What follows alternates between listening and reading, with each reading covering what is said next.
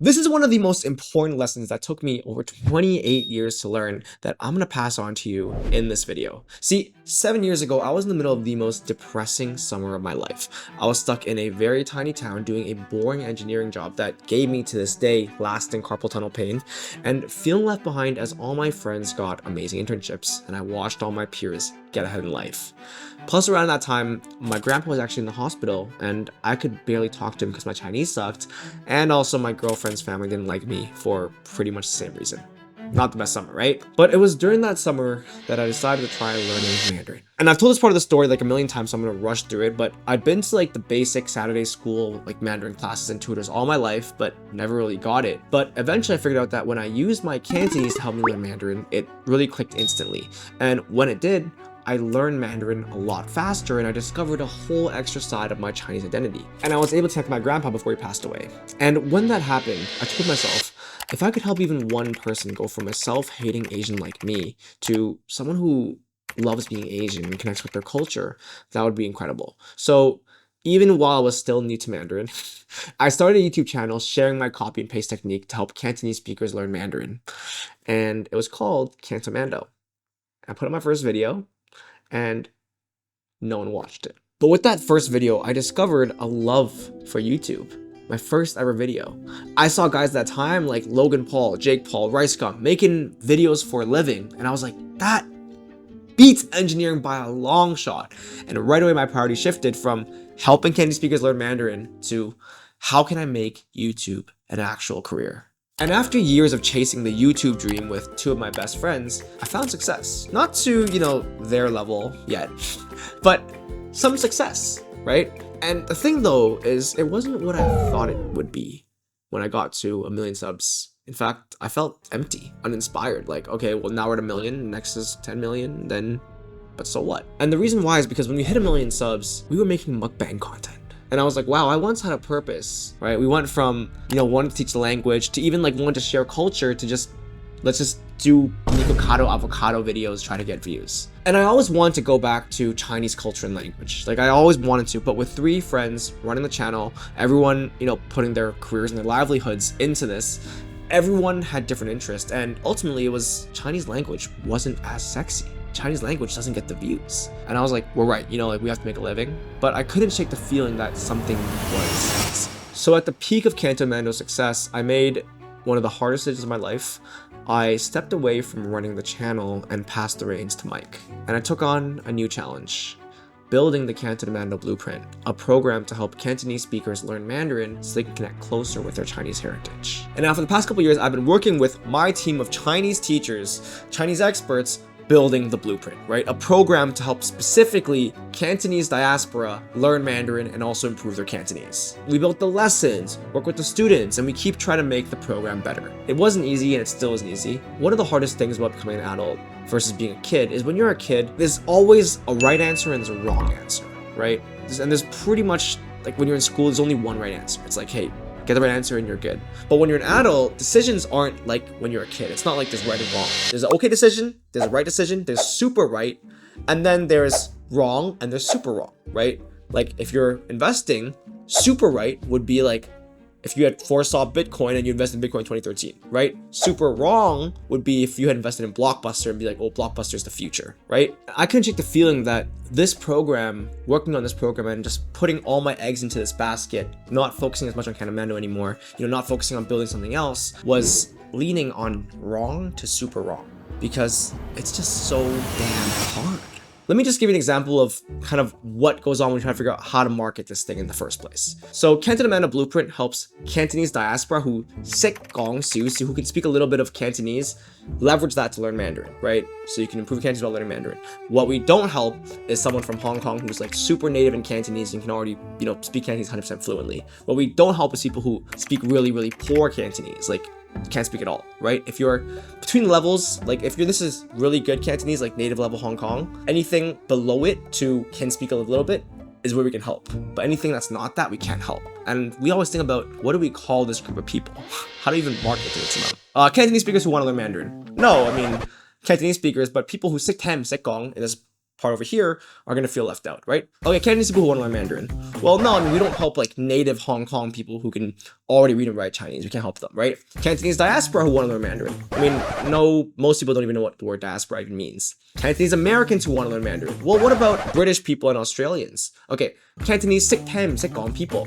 Okay, but it's not exactly just people who Sik Tam, Sik Gong. It's also people who Sik Gong and Sik Tang, right? This whole level here. We can help people just below Hong Kong 100% native fluent, speak, read, type Chinese fluently, up until like Sik Tang, Sik Gong, Siu Siu. What do I call them? I give up. It's such a niche audience. I can't even describe the audience people help. Like, that's how niche this audience is. And so it's just really hard. And I kept feeling like this was the wrong thing to do. So all throughout building the program with my team of coaches, like I was investing time, I was paying these teachers to help build the program. I was, consulting with, these different Chinese experts to make sure everything was good and everything. And I was like, wow, I'm putting a lot of money and a lot of my time into this. And I don't even know how to reach the people that we want to hit. I don't even know how to describe this group of people. And so all throughout building the program, I was like, wow, is this the right thing to do? Oh my God, is this the right thing to do? But when we put it out, a lot of people loved it. We were getting testimonials left and right. My team was overjoyed. We were like, wow. People were saying like, this course helped me connect with my family. My family in China, my family in Guangzhou. I finally am able to talk to patients as a doctor. A lot of people who needed Mandarin to help interact closer with their culture or for work, a lot of those people were able to help. And my team was overjoyed. We were like, wow, we're actually fulfilling a purpose. But after a couple of years of working on this, I really wanted to quit. Because remember how I said that decisions range from very wrong to very right. And you could make a decision that's, wrong to very wrong, or right to very right. And in my mind, even despite people liking it, I still felt like I was in the realm of wrong to very wrong. Because see, online, I see all my friends thriving in life, succeeding with their businesses. And while I care about helping students, I also care about being able to take care of my family in the future, being able to look at myself and think, I put the effort into the right thing. And I couldn't shake what a lot of my friends and a lot of the different gurus were telling me, which is like, hey, your business is way too niche, the market is way too small, there's not enough people who'd want this, it's not gonna last. It's just a small group of people. They were telling me like, oh, like what if you built an app, or what if you, made a new, vacuum cleaner or something like that? Like what if you put that time, all this time you're putting into this Cantonese blueprint thing into something else? To like tell them this is not gonna be a $1 billion business. So it's best if you just did something with like a bigger market that can serve more people. And personally, I don't really care that much about this being a $1 billion business, but I care about succeeding in everything I do. And the last thing I'd want is to look back 10 years from now and feel like I put my time into the wrong thing, right? That if I had picked another career or business that was more sexy, maybe things could be even better. And at that point too, Mike was like, yo, Sheldon, I think you should just, obviously I'm still part of the channel, but he's like, I think maybe you could do this more on the channel, or like we could always use, you spearheading things because, I was pretty decent, right?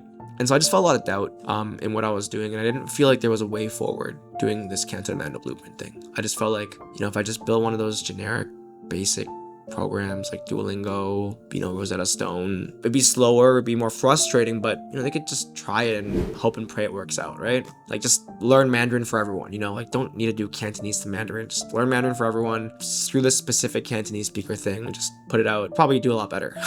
And sure, like, it wouldn't mean as much to me, it wouldn't have that sentimental impact of like helping my people, and it also wouldn't help the people I want to help most, which is people like me, Cantonese speakers. And so, with each person I talked to, it was like more and more, Sheldon, you should just do this. Trust me. Like, trust me. Put your time into this. You'll be a lot better. And I was getting close to waving the flag. And then I met Eric. Looks like Asian guy. I know what it looks like. I know what all of our students look like. Oh, that guy in the blue. Asian guy. Hey! All right! What's up, dude? Good to meet you, dude. Hey, go. Say my bad. Hey, this is Eric. Hey, This is Eric. Hey. well, no, it's always been my life goal to like learn Chinese. It's kind of, I feel so ashamed like not being able to speak Chinese, and so I always wanted to learn. Why'd you feel ashamed then?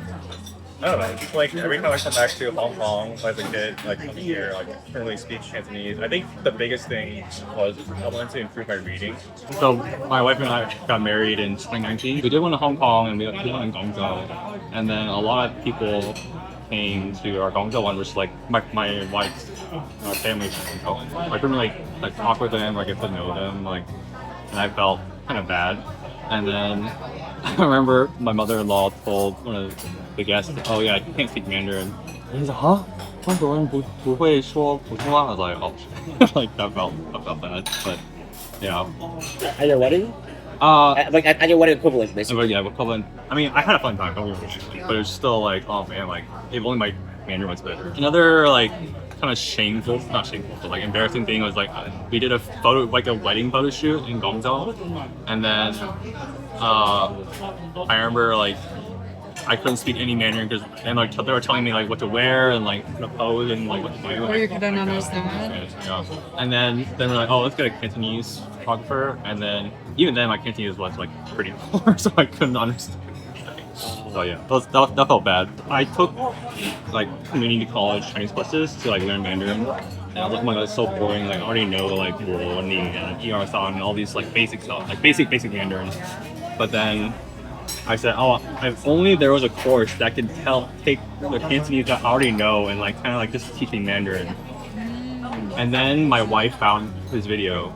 We spoke in Mandarin together at dinner, and it was the first time like actually having someone tell me in person, hey, you've helped me, right? Everything else is like through the computer screen, you know, through a Zoom call, and it's like, sure, it's nice, but it's not that face-to-face interaction. But then now, like when I go to Guangzhou and like see family, like her side of family, hey, like I can speak Hmong now. And I'm like, oh wow, like that, just like being able to talk now is like wow, like I can get to know my family members so much more now, and even like Cantonese too, right? Because like learning Mandarin also helped my Cantonese, and so yeah, it's been good experience.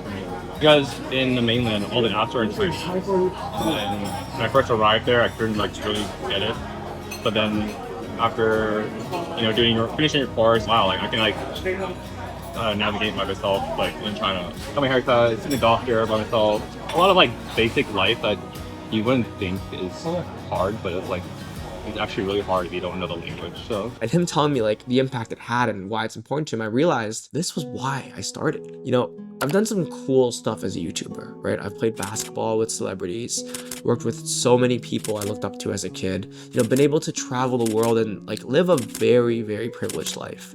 But hearing the impact that the program, my team and I built made on one person was probably one of the biggest highlights of my career. And the reason why is because wanting to do something like that, have an impact like that, is what made me start my career in the first place. It wasn't just about the language, it was about belonging, connection, and identity, and bringing that to people. And so while this business is not going to be like $1 billion business, and it's still the hardest thing I've ever done, still struggling with the marketing, that conversation with Eric gave me the fuel to keep going and keep pushing forward one step at a time. And the lesson it taught me is that chasing views or money without purpose is empty, right? When we hit 1 million subscribers, it was like, cool, right? I'd rather build something small and meaningful that changes lives. And while it's harder, that's what makes it worth every challenge. You know, I want to help spread my language and culture and help people just like me learn and embrace it. And what it comes down to is, I want to meet the version of me that accomplishes the goal that he set out to. Right? Not the version of me that gave up. And the really lesson I want to take away is that in your 20s, you're going to meet people who are, you know, doing some crazy stuff in life and you're like, wow, but that's their goal, not yours, right? And so you're never going to die and think, oh my God, I'm so glad that I lived someone else's life, right? You're going to die and think, wow, I'm proud that I lived the life that I wanted to live, that I went for the goals that I wanted. And so my goal at the beginning was never, you know, I want to be the most famous YouTuber in the world.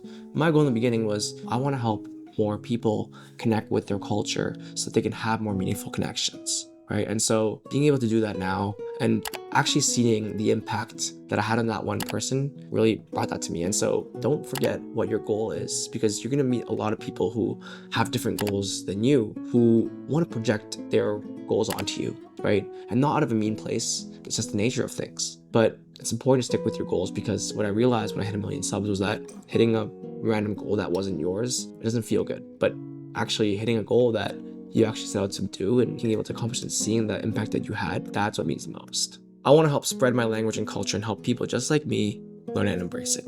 So if you want to support that journey, subscribe, because I still want to hit 1 million subs. I still want to hit 10 million subs. I just don't want to hit 10 million subs being Nikocado avocado mukbang. Okay, I want to do it doing stuff that I care about so I can help more people just like Eric. So anyway, that's it for today's video. Click here for Cantonese speaker that wants to learn Mandarin. We have a super helpful guide. And otherwise, click here for a video that you think you'll love.